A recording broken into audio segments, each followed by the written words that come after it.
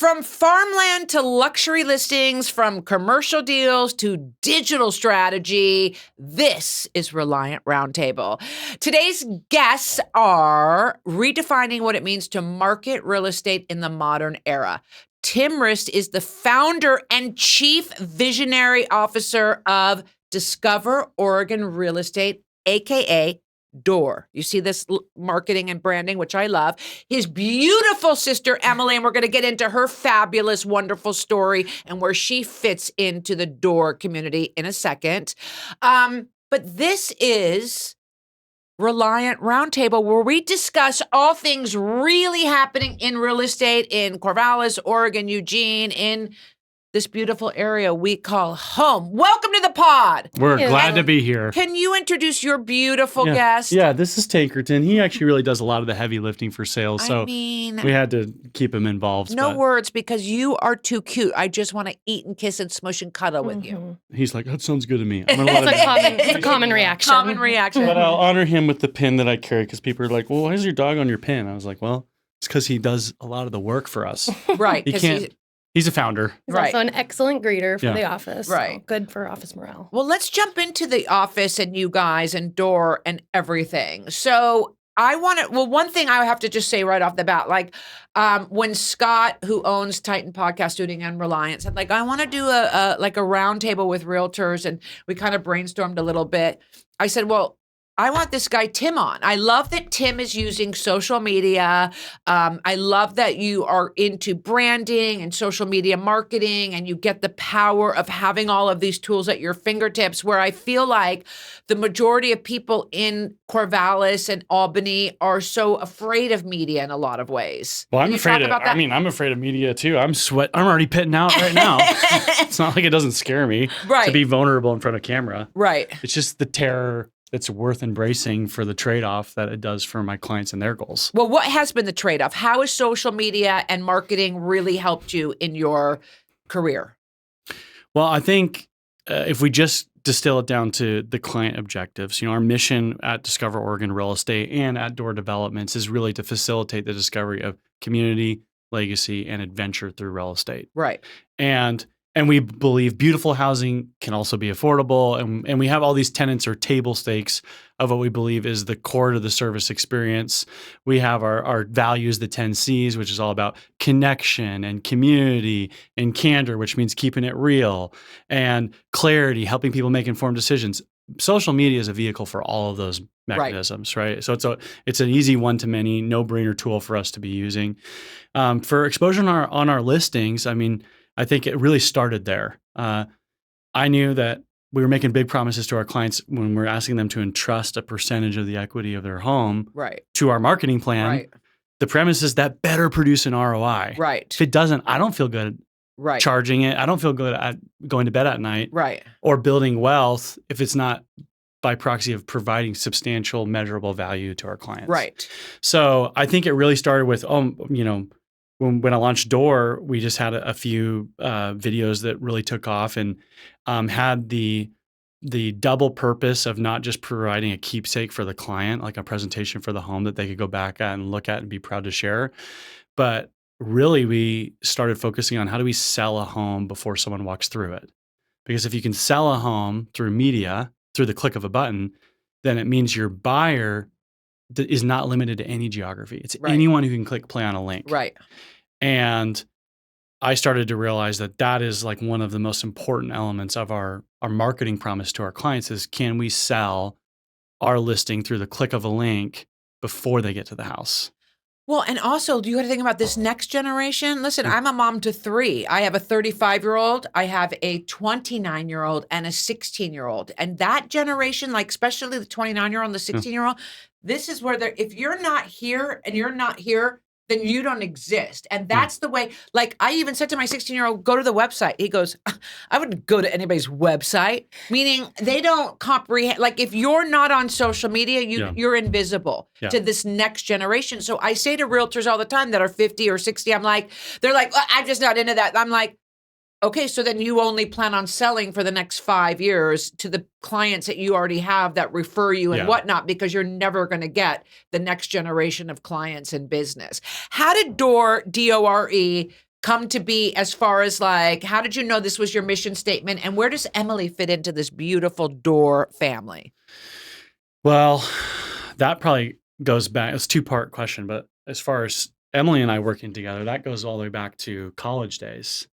Because your siblings. We're siblings. I mean, we grew up, we had the luxury of growing up, and I don't know how much involved you were on Uncle David's projects.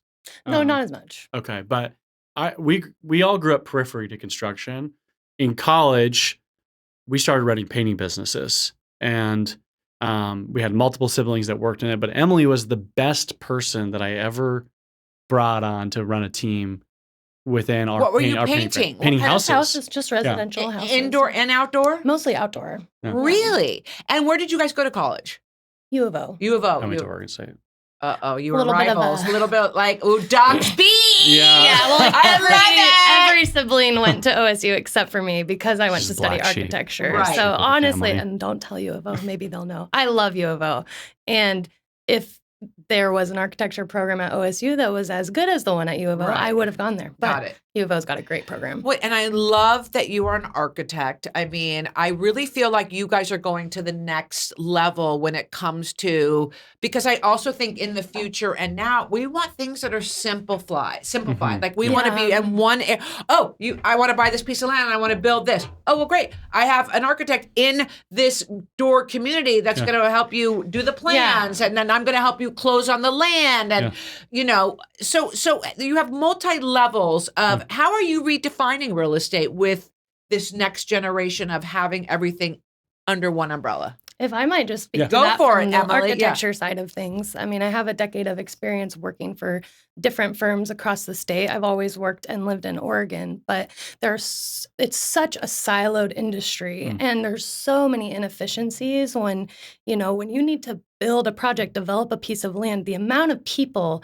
and companies and different expertise that you need to make that happen is a lot. And most of the time, a lot of the time, people don't know where to start. And so not only do they need somebody to help shepherd them through the process, but if that same person can also come with a trusted team of people that they're more integrated in it with than like the typical way that things are done now, you're going to save a lot of money, you're going to save a lot of time, and you're going to save a lot of heartache. And for me, I'm like very empathetic, and the heartache of having to build buildings it's hard. It's really hard. And I love to dream big. Tim's a big dreamer too. And so when we started talking about this idea last year, it really made me feel passionate about like, I can solve some of these, or we can solve some of the problems that I keep running into just on like a standard model for architecture, at least. So you can speak to the other side of it. Well, I think it does start with us working together, building businesses in college, right? Like we were cutting our teeth on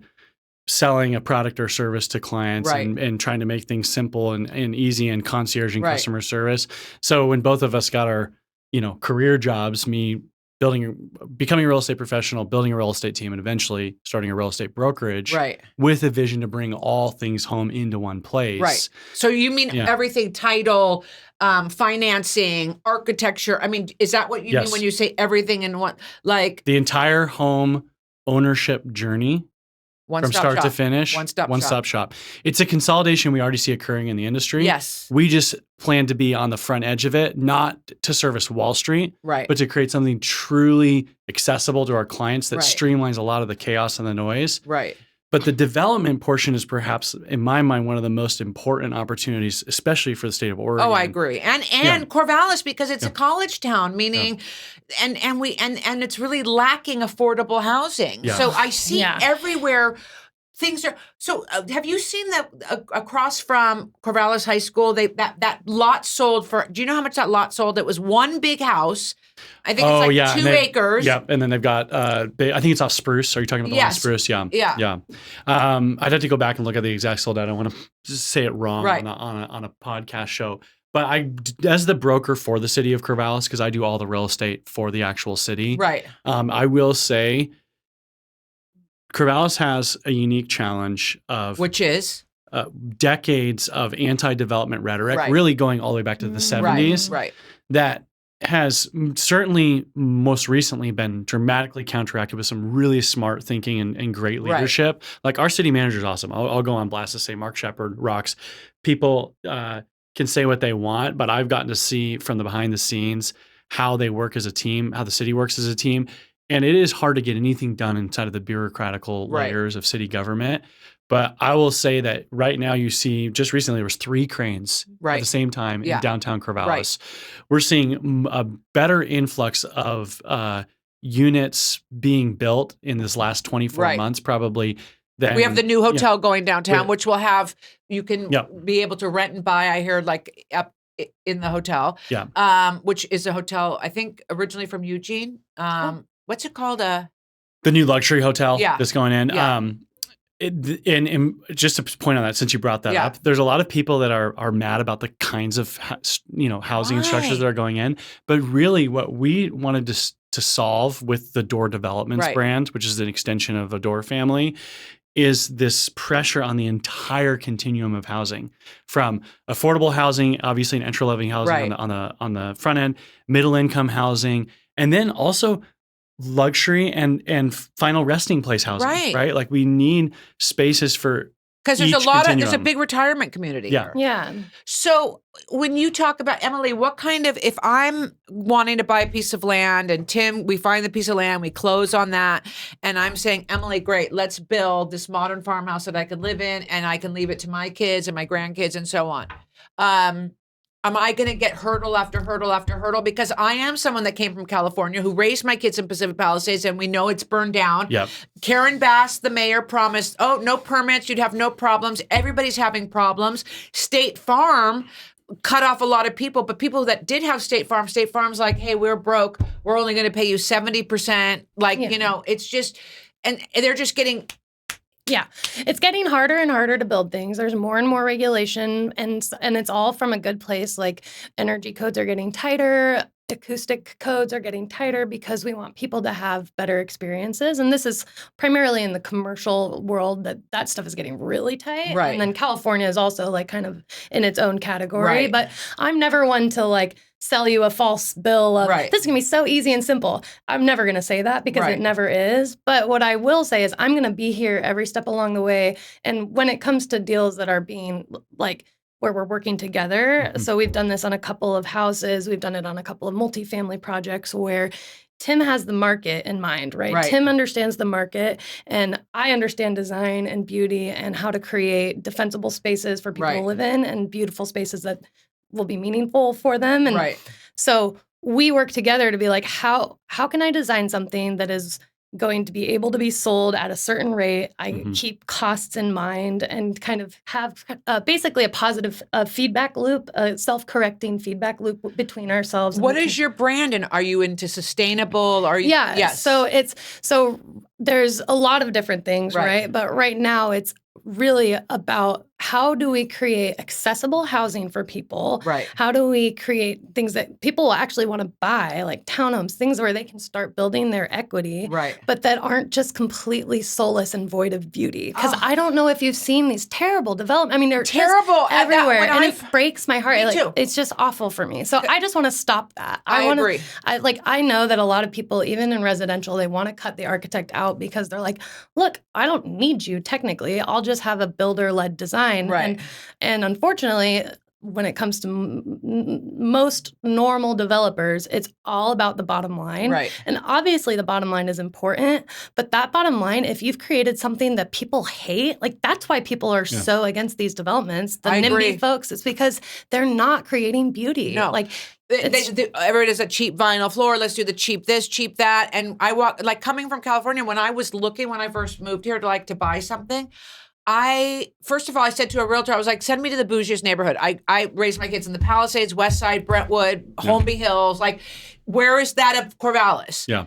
I mean, they would take me to like absurd places, and then every house looked the same. Yeah. Like, meaning, and I just was like, where's the charm and the character? Yeah. They're being value engineered out is what's happening. So, why? Because there's, I think, Just there's money, a lot of reasons. Money, there's a lot of money, reasons. money. It really is money. It comes down to it. And so the idea is if we can create efficiency, then we can invest some of that money into what people really care about. And like people say they care about just money.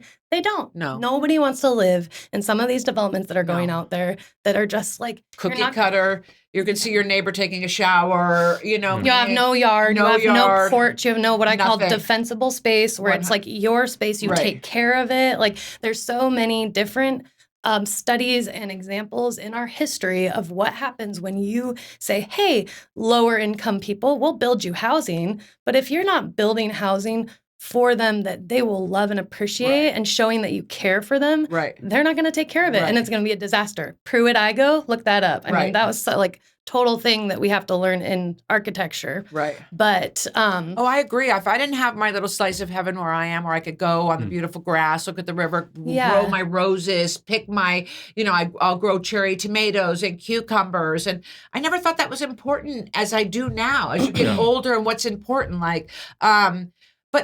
So here's where I struggle with Corvallis a lot of times. I'm like, we are this amazing college community, right? Mm-hmm.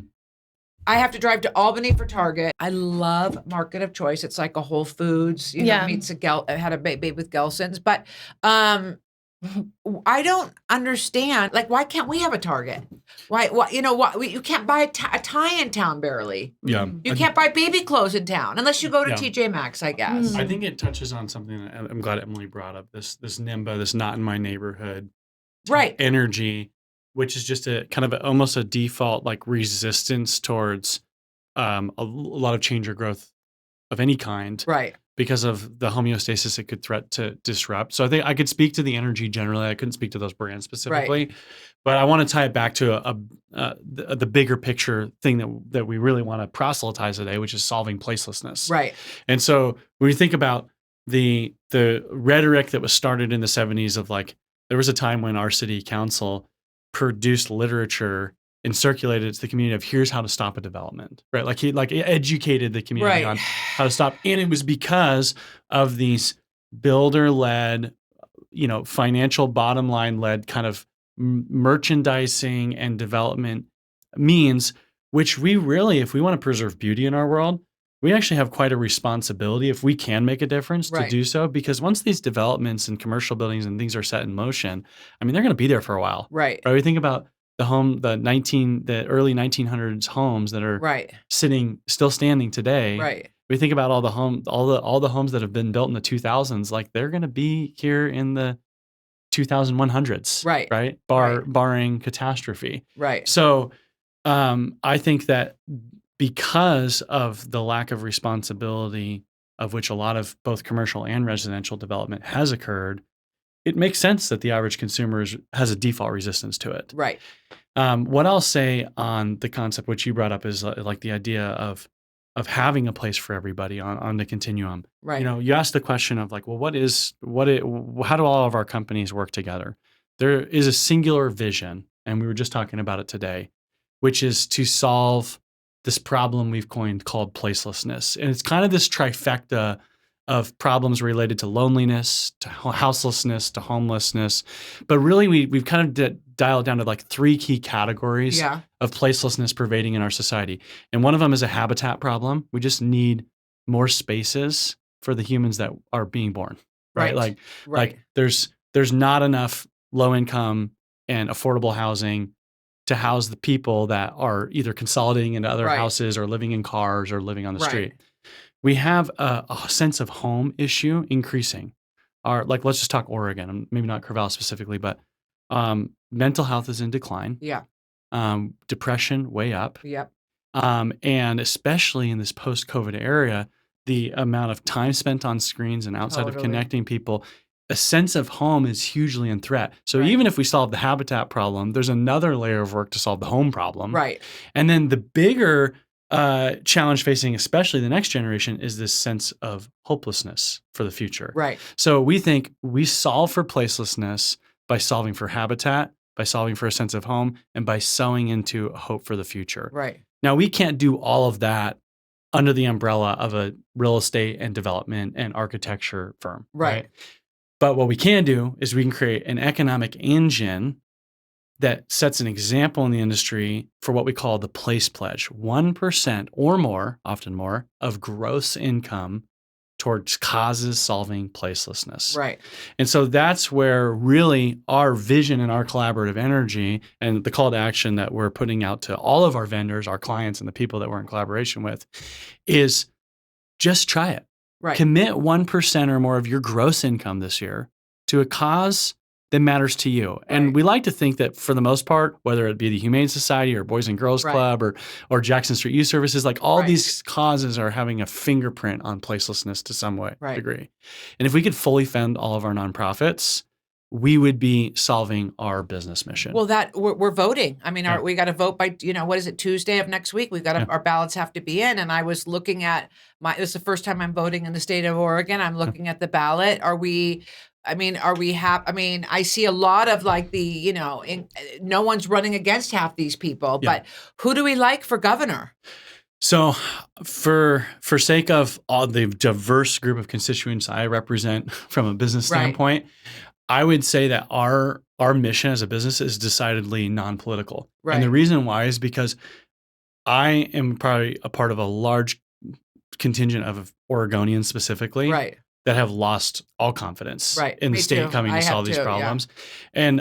And there's an old adage that says hope deferred makes the heart sick. And I think that we see a lot of heart sickness and people deferring the sense of health in their community out to the government to come solve it. Right. And I'm not going to be one of them. No, me neither. What I'd rather do is take the challenge by the horns and say, well, what can I do? Right. And what can you do? And what can we do? Regardless of what the government does. And I think a private sector movement towards solving placelessness is actually the key ingredient for homelessness to become erased in our community. I'm sorry. I was just going to say, my kid thinks I'm crazy because the other day, a man outside of Market Choice had a sign like, so hungry. And I said, you know what? I'm going to go get him a turkey sandwich at Market Choice. Delicious. It's a $15 turkey sandwich. Yeah. Go in there, bring it out. I get a water and I hand him the turkey sandwich. And he looks at me and he goes, I'd really rather you give me $5 or $10. And I'm with my 16-year-old, right? And I'm trying to make a point, like, just do the little things, right? Like, here's what we can do. Yeah. We can, his stomach won't growl for the next 8 hours because we're going to provide a sandwich. Yeah. But I did look at him and I said to the unhoused man, I said, then put on your sign, need a fifth of vodka so I don't get the shakes. And I'd probably give you the $5. Let's stop lying and saying you're hungry because I went and tried to solve that problem of you being not hungry and you didn't want it. Yeah. I also told my son, I go, you guys go, let's buy a big thing of dog food. Let's put it in little Ziploc baggies. When we see the homeless, the unhoused with animals, say here, like here's a bag of dog food. You know what I mean? Little things that we can do to make the world a little bit better place. But I find that this next generation, they're not going to be able to afford homes. Yeah. Like my older kids that live in LA, you know what they pay for rent? $4,200. Wow. My mortgage on both my places were like $3,000, $3,200, meaning they're paying more in rent than I did for my mortgages. Yeah.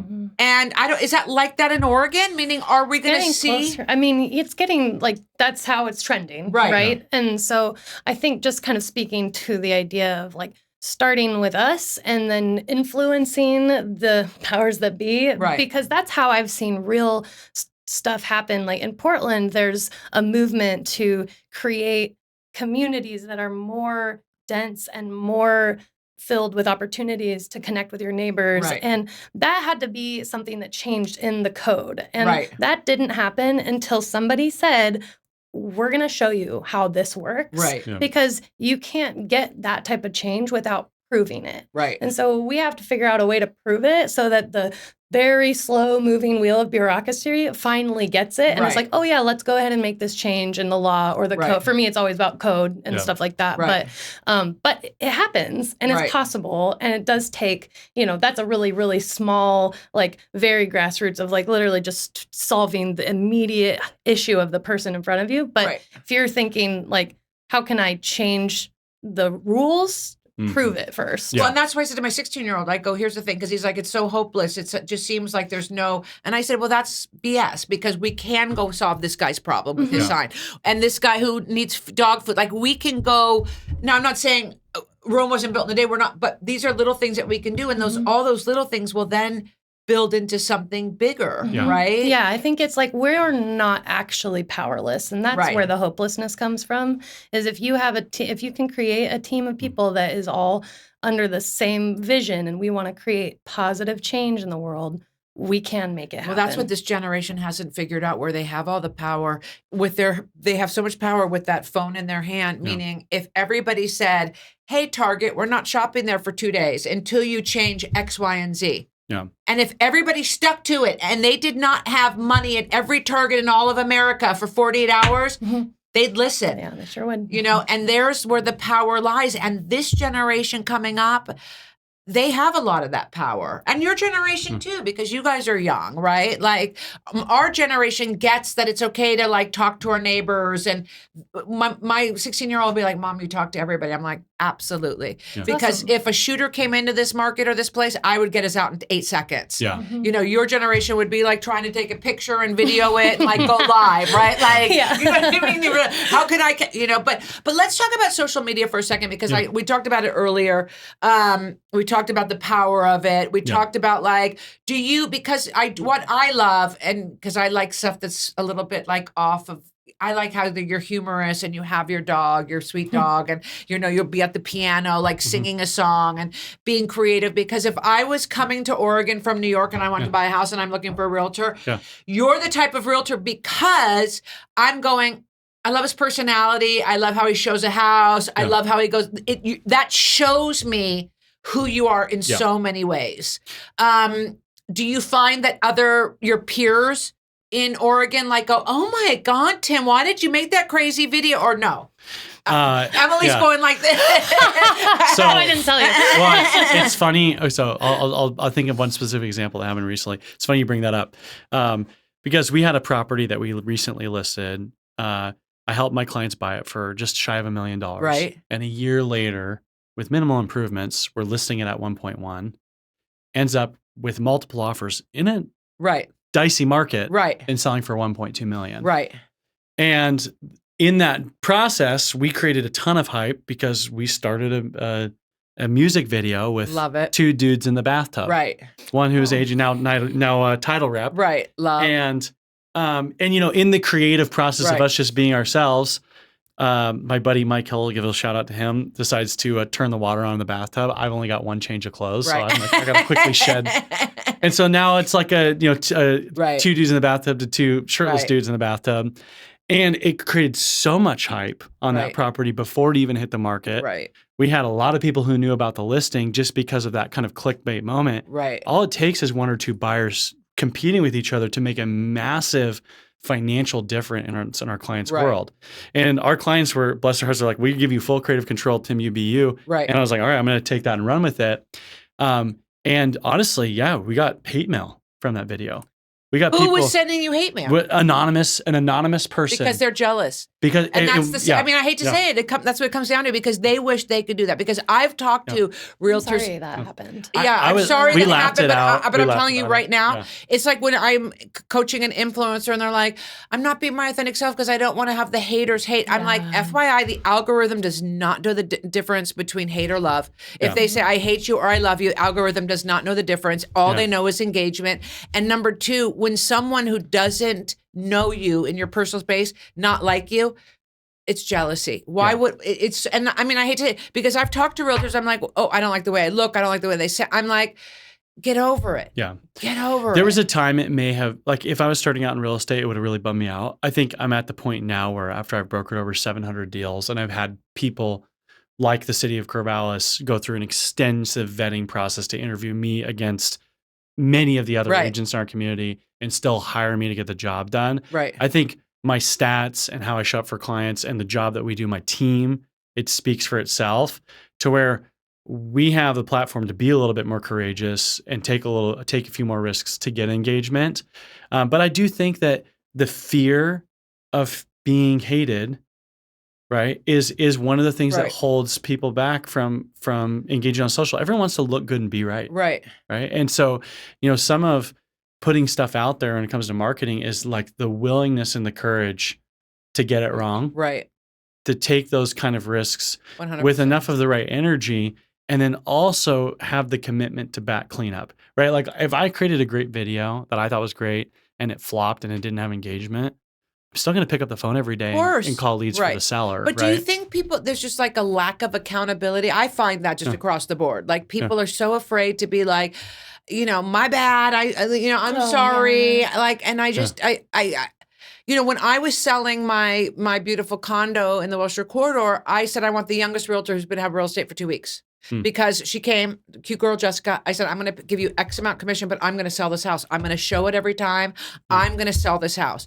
I sold it. I had 18 offers within 4 days. We made a record in that building for the highest rate. And she was like, I said, I knew that I would be able. I go, it's the HOA dues are $2,000 a month. Yeah. I go, it's a very specialized buyer.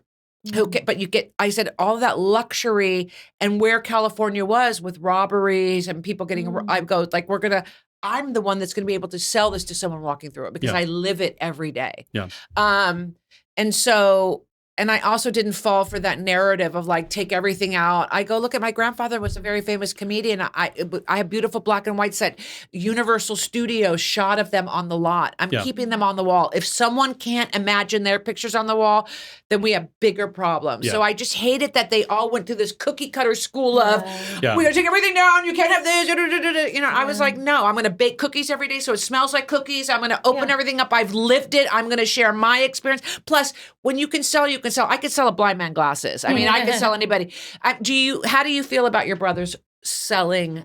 Well, I love that you asked that because there is a big movement aside from what we're doing. Like, there's a big vulnerability movement. I don't know if I can credit Brene Brown entirely, but she's a big part of it. Totally, she is 100%. But that's what people like to watch. Like, there's really big podcasts out there that are literally just about having real conversations, like just people hanging out. Like, people want to be in the room. I think it ties into the loneliness epidemic, but it's like people want to be in the room with people. I tell that to Scott all the time. Having just just start shooting stuff, dude. I don't know what you're waiting for. You're waiting for like perfect, this perfect, this perfect. That. I go, people no. love the and I do love him, and I think I've really upped his game in that sense, where I'm like, you're pumping out content, and who cares if it's sometimes a little messy or not perfect? It allows people at home watching going, people love it. I'm not perfect. I'm a little messy. What I'll say is the videos that I've seen you do where you are most authentically yourself, they're the most successful. Totally. But I can tell more because I'm his sister. Right. So I can be like, oh, you're performing a little bit too much in this one. And it's, to me, less effective than when you're just like, it's a muscle to exercise. I'll give a plug for our TV show that we're launching this year because I think it's on the vein of what you're saying. Like social media, it's really simple. People do business with who they know, like, and trust. 100%. And and this is the way to get in front of people, to let them know you. It's the way for you to show yourself off, to be liked. Right. Because they're going to like what they know.